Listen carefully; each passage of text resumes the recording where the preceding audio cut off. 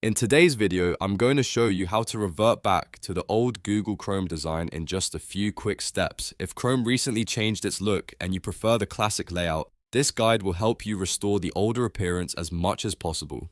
We'll go through the easiest settings first, and then I'll show you one extra step using Chrome flags if the new design is still showing up. If this video helps you out, make sure to hit the like button and subscribe for more simple tech tutorials. Alright, let's jump right in.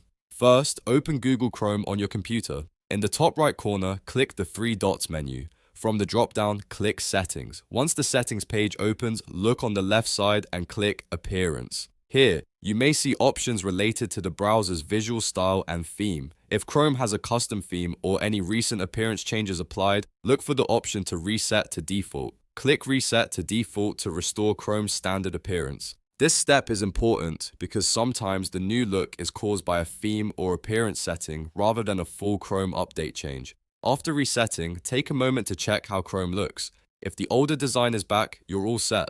But if you still see the newer interface, there's one more thing we can try.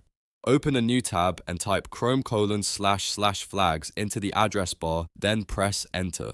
This opens Chrome's experimental features page where some hidden visual settings can be adjusted.